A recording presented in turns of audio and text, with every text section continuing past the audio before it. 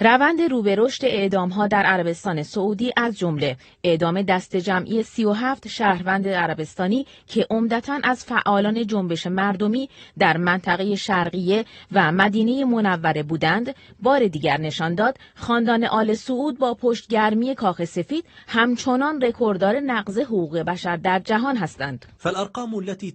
آمار اعدام‌ها در عربستان سعودی افزایش بی‌سابقه‌ای را نشان می‌دهد.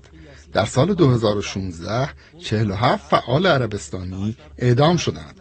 این روند در سال 2018 ادامه یافت و بر اساس آمار سازمان عفو بین الملل 149 نفر در این سال اعدام شدند. در 4 ماه نخست سال 2019 نیز شمار افراد اعدام شده به 100 تن رسیده است. تصویری که عربستان می‌خواهد از خود در خارج از کشور ترسیم کند، به ویژه پس از قتل جمال خاشقچی، این است که ما رویکرد سرکوب را ادامه می‌دهیم. این سیاست خونریز آل سعود و شیوه کنار زدن مخالفان در محاکمه‌های ساختگی متأثر از وهابیت است.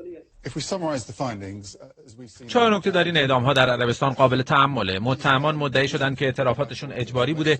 اکثر اعدام شدگان از اقلیت شیعه بودند.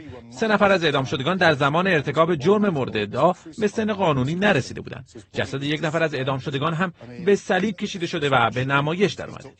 کارنامه حقوق بشری عربستان سعودی بیش از هر زمانی تیره است. از سرکوب و اعدام مخالفان و فعالان اجتماعی و سیاسی از جمله جمال خاشقچی، روزنامه‌نگار منتقد، تا حمله به شیعیان این کشور.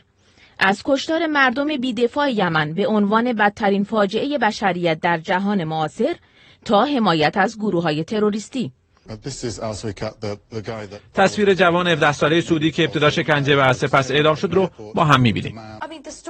ماجراهایی که روایت میشن وحشتناکن. در عربستان سعودی جوانان به علت فعالیت‌های اجتماعی و سیاسی در فضای مجازی اعدام میشن. این جوان مضروب شده و شوک الکترونیکی به وی وارد شده و دستاش هم زنجیر شده بود تا اعتراف کنه. یک جوان 18 ساله دیگه هم به این شیوه اعدام شده.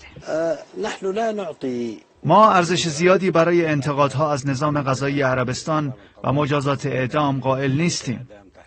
در عربستان در چارچوب شریعت اسلام اعدام مجازاتی است که برای مقابله با جنایت‌های بزرگ که امنیت جامعه و سلامت آن را تهدید می‌کند به رسمیت شناخته شده است. حتی متحدان ما در غرب این رویه ما را تایید می‌کنند. حمایت غرب به ویژه امریکا از ریاض و چشم‌پوشی از این جنایت‌ها به خاطر پترودلار و فروش اسلحه بیشتر بار دیگر نشان می‌دهد که حقوق بشر تنها بازیچه سیاسی در دست قدرت‌های بزرگ است.